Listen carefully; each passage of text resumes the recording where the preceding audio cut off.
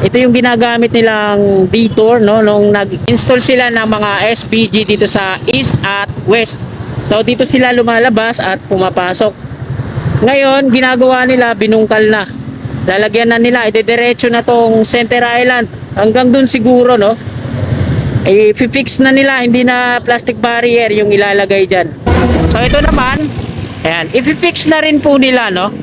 Hinukaya na nila para sa pundasyon at nilagyan na nila ng mga rebar kabilaan. Bali ito yung wall barrier na gagawin, no. Tapos sa kabila din.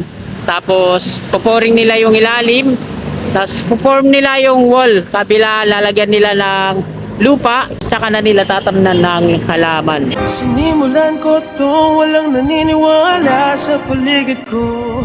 Ano? Magandang umaga po sa lahat ng mga masusugid kong mga tagapanood at taga-subaybay, sa mga kababayan natin mapa Luzon, Visayas at Mindanao, at sa mga bayani dyan sa ibang bansa, mga OFW. Ayan, magandang umaga po sa inyong lahat. Nandito po tayo muli sa Ramon Magsaysay Boulevard, westbound, upang magbigay po sa inyo ng panibagong update ngayong umagang ito dito sa NLEX Connector. Yun ay araw ng Sabado, ika-23 na po ng Disyembre, taong 2023, ika-7 na po ng umaga. Bago tayo mag-umpisa ng ating vlog, yan, shoutout ko muna ang aking kako-vlogger. Ito si Chef Moto Vlog. Yan, nakasama natin ngayon dito sa update natin. Support po natin Chef Moto Vlog, mga kasikap. Isa din yan sa masugid nating nag-update dito sa Ramon Magsaysay Boulevard, yung kaganapan ngayon dito. Dalawin nyo na lang yung kanyang YouTube channel. Yan. So una nating kunan dito sa may Center Island. Ito yung ginagamit nilang detour, no, nung nag-install sila ng mga SPG dito sa east at west. So dito sila lumalabas at pumapasok. Ngayon, ginagawa nila, binungkal na. Lalagyan na nila, idediretso na tong Center Island hanggang dun siguro, no. I-fix na nila, hindi na plastic barrier yung ilalagay dyan. Sabi ko na nga ba nung nakaraan na pagka natapos na to dito, i-fix na nila yan at lalagyan ng lupa, halaman, tataniman, kagaya na ito. Ganon din dun sa dulo, mamaya check natin kung kahalintulad na ba dito. So, diretso na po tayo dun, mga kasikap. Ayos lagayan mo, pangyayamanin. Sa akin, DIY lang. Wala akong ano eh. Sige, salamat. So, shoutout kay Sir Ramel Paraino ulit. May tindahan daw sila dito, karinderya, no? Sa Altura Market. Daming tao ngayon, no? Namimili.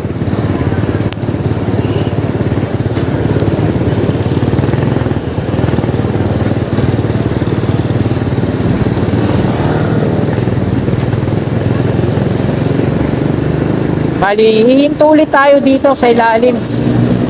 At syempre, kukunan natin ng mixing update kung ano na yung lagay. Ito po muli yung Magsaysay entry. Magsaysay exit sa kabila at ito yung viaduct na ng NLEX Connector. Patawid dito, no? Ayan yung coping beam sa gitna at diretso na rin hanggang dun sa eastbound. At ito yung New Santa Mesa Interchange, kasikap. Yung pile cap concrete foundation dyan sa tawid, no, hindi pa totally finish. Ganun din dito, wala pang wall sa harap pero may hukay na, no, pundasyon. Diretso po tayo dun.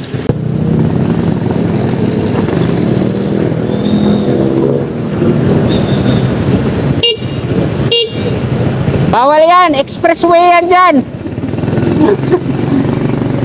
Idol, bawal dyan. Entry ramp yan ng NLEX Connector, mahuli ka dyan. Maraming pumasok na yan dyan. Napagkakamalan nila.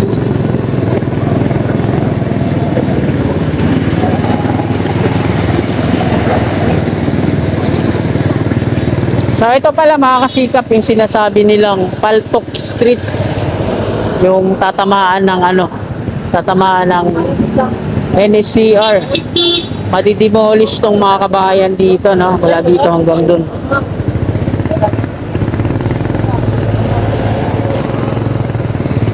Ito yun, yung maliit na eskinita. Paltok Street. So, shout out sa mga kasikap natin na nagkomento, no? Nay!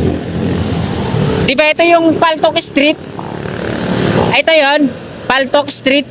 Ayun, salamat po. Magandang umaga. Ayan, na-confirm natin kay nanay. Sigurado akong matagal na siyang naninirahan dito. Ito. Palit na iskinita niya ito. Tabi ng Magsaysay exit o off-ramp. Madidemolish to, no? Mula dito sa 100 years old na bahay sa may mismong gilid ng westbound. Kasi ito yung right of way ng NSCR, mga kasikap. Diretso doon.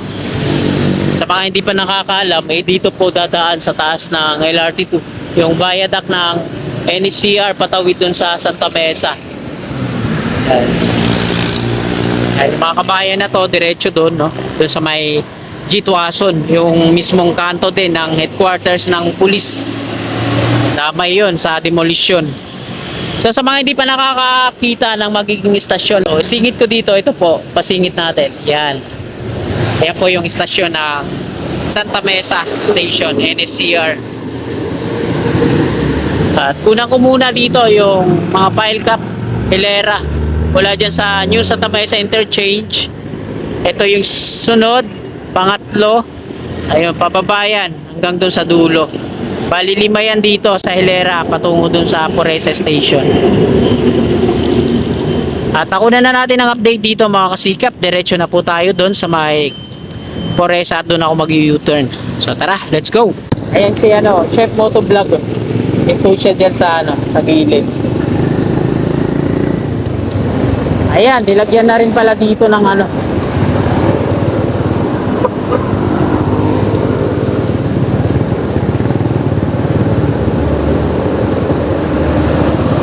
dito naman sa kabilang dulo, mga kasikap, kung doon sa ilalim ng footbridge ay nakunan natin, no, yung detour o yung exit at entry nung nag-install sila dyan ng SBG sa west at east.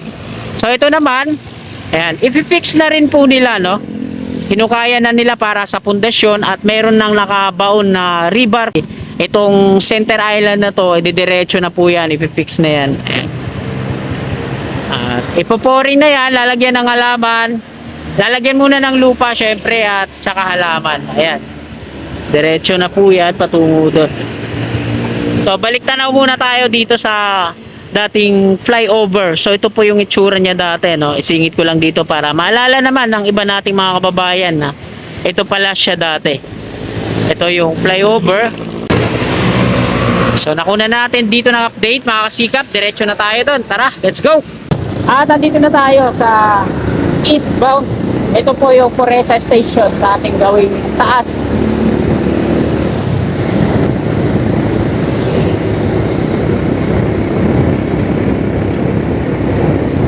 So dito tayo sa Center Island, titingnan natin. Ayan. Yun, wala na si Kuya Guard. So ito, mga kasikap, papakita ko sa inyo, nilagyan na nila ng mga rebar. Kabilaan, bali ito yung wall barrier na gagawin, no? Tapos sa kabila din. Tapos puporing nila yung ilalim. Tapos puform nila yung wall. Kabila, lalagyan nila ng lupa. Tapos tsaka na nila tatamnan ng halaman. Ayan. Diretso na po yan doon. At doon sa kabila, sa may ilalim ng footbridge, idediretso na rin nila. Kasi hindi naman na nila gagamitin to, no? Kasi yung NCR, hindi naman siguro dito mag-U-turn na may detour na gagawin, no? Kasi napakataas yung viaduct nun.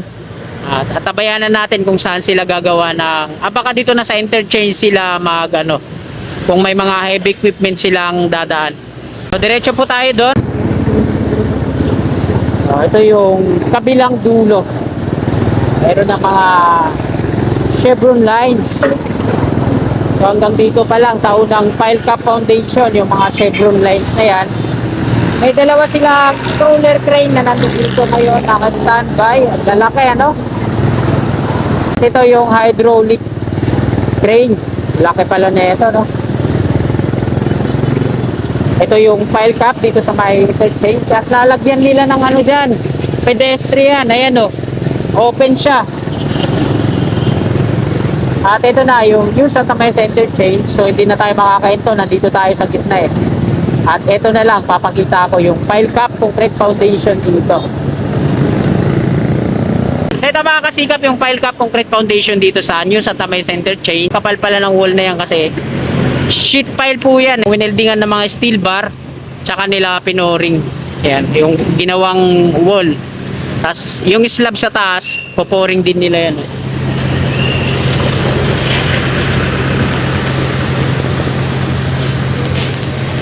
At ayan, patungo namang Santa Mesa station ng PNR. So, kutob ko dito ang mga super T-girders na yung install doon. 5, no? 5 super T-girders ang install doon. Hanggang doon na yun sa may PUP Santa Mesa. At diretso na tayo doon. Ngayong Sabado, wala akong nakikitang mga workers na gumagawa dito, ano? Nakabakasyon na yata sila. Ayan, may mga caution.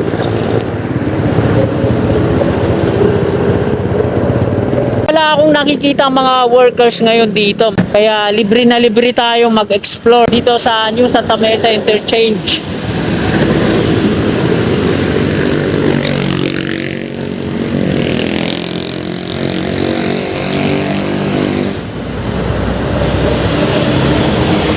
Hindi pa nila inaalis tong mga steel pipe na to na support, kabilaan. Tinanggal nila to dati, tapos binalik ulit nung nag-install sila ng SBG dyan, suporta. Kasi tingnan nyo, parang manipis lang yung ano niya, no? Coping beam. Kaya, nilagyan nila ng caution dito. Bawal pumasok yan dyan. Tapos yung mga round concrete form, mga materials nila, mga scaffolding. So, saan kaya nakapwesto yung gwardiya? Ito yung kasunod ng coping beam. Tingnan natin yung mga magiging pad niya. Ayan, yung mga rebar. 1, 2, 3, 4, 5, 6, 6. Ang katumbas na install po dyan, no? Super T ang gagamitin, no? 1, 2, 3, 4, 5. So, 5 Super T girders kung ngayon ang gagamitin na i-install dyan. Tapos, ganun din dun sa kabila. So, yung distance niya, medyo, yung distance ng span, medyo, ano lang, hindi ganong malayo ng kagaya na ito na talagang ginamitan nila ng SBG kasi yung distansya niya, mahaba.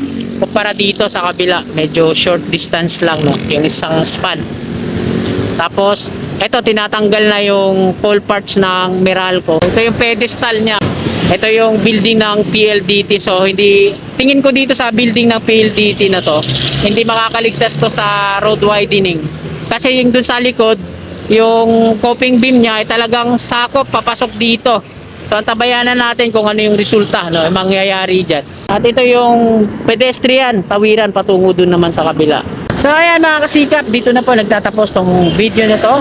Maraming salamat po sa patuloy yung suporta sa aking YouTube channel. Yan. Bago nyo salansanin tong video na to, paki-like na lang po sa mga kasikap natin na naabot. At bago lang sa aking channel, ayan, willing po kayo na sumuporta sa akin. I-click nyo lang po yung subscribe button dyan sa baba at yung katabi niya. Okay. Maraming salamat mga kasikap, lagi po tayo mag-iingat. God bless po sa ating lahat. Oh, my angel, angel, baby, angel.